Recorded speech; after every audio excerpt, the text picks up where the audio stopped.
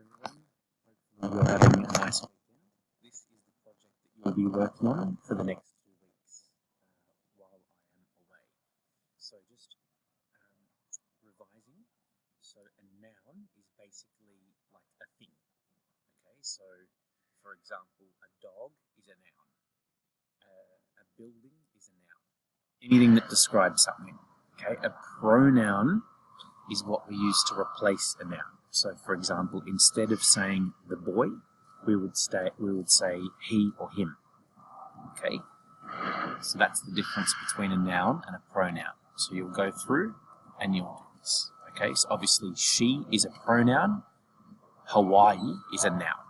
Okay, so that's the first difference.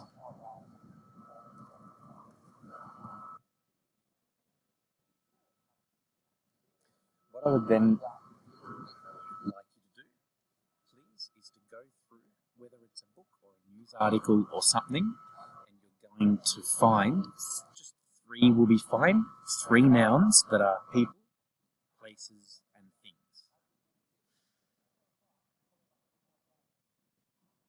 What you'll then do is you're going to look through for common nouns, proper nouns, and pronouns. I will give you a link that describes what these different things are.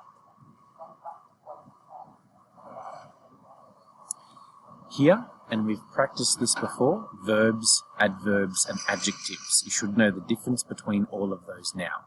So a verb is basically when we're doing something. So for example, walking. An adverb is that adds to the verb. So for example, the boy is walking quickly. An adjective, which we've also practiced, describes a noun. So for example, the boy is angry. Okay, or that is a nice jacket. So this here, you're going to identify whether it's a verb, an adverb, or an adjective for each of these activities here. Similar to what you did before, you are going to find just 3 for each will be fine. Doing verbs, saying verbs, that to do with saying or talking, and thinking. Then you're going to practice again adverbs. Okay, so the emu runs quickly across the desert. Okay, so you're going to find an adverb that will add to the verb. So we're not just going to say that the emu runs across the desert, you'll say the emu runs quickly across the desert. And there are some examples here for you. You're going to identify the adverbs here, and you're going to see how they are used in sentences. Then you're going to make a sentence of your own. Similar here, you are going to add an adverb. Then you are going to find some adjectives. Just 3 for each will be fine. Okay, 3 is enough. So here, the subject, for example, what is the subject? What is the sentence about?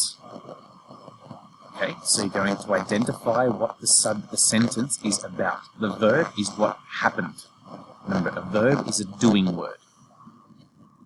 So you're going to identify the subjects and then the verbs in each one of these. Then you're going to come up with sentences, including a subject and a verb. Now we're going to really practice all of those different skills, and you are going to use adjectives, adverbs, and other information, and you are going to come up with better sentences. For example, the one that is here, an owl hooted. Instead of just saying an owl hooted, you say an elegant, snowy white owl hooted loudly from up in the trees. So you'll see it includes more detail. You are going to do that for these sentences here. You are going to make them, or you're going to expand on those sentences. Okay? We have just practiced past tense and present tense. So I would like you might need to guess with future tense, or you can work together.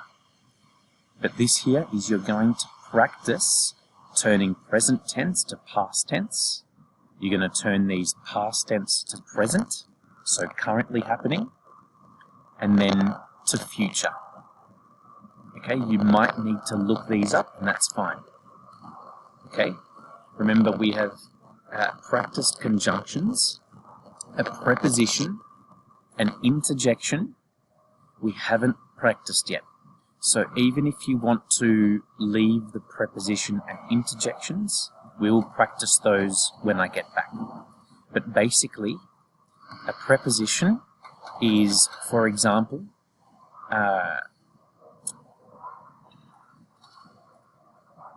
beside the door. So you see the first one, beside, is a preposition because it describes where something is. Okay? A word that expresses an emotion or a feeling. So for example,